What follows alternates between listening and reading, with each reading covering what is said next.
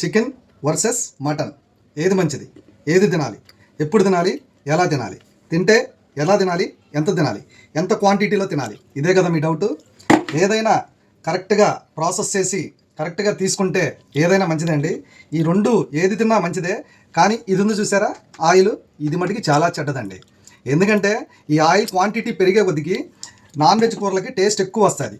అదే డైట్లో ఉండే వాళ్ళకి ఆయిల్ అనేది లెస్లో ఉంటారు, మినిమం 5 to 10 ml వాడతారు. అందువల్ల లో క్యాలరీలో ఉంటారు. మామూలు నార్మల్ పీపుల్ ఏంటంటే ఎంత ఆయిల్ పడితే అంత ఆయిల్ పోసేసుకొని ఒక క్యాలరీ కౌంట్ లేకుండా ఎంత పడితే అంత తింటే దానివల్ల ఫ్యాటే పెరిగిద్ది.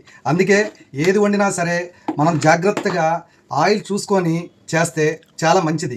అది కూడా ఎప్పుడు ఒకే విధంగా తినకుండా ఒక టైప్ ఆఫ్ డిఫరెంట్ కర్రీస్ చేసుకుంటా అందులో సలాడ్స్ అని యాడ్ చేసుకుంటే ఈ ప్రోటీన్ అనేది మనకి చాలా హెల్ప్ఫుల్ అవుతుంది అనమాట.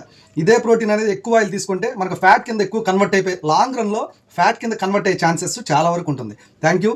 Naresh fitness trainer, Vijayawada. ఏది కావాలో మీరే తెచ్చుకోండి. చికెన్ తింటారా, మటన్ తింటారా, ఎంత ఆయిల్ వాడి ఎంత క్వాంటిటీలో చేసుకుంటారో మీ ఇష్టమే. Thank you.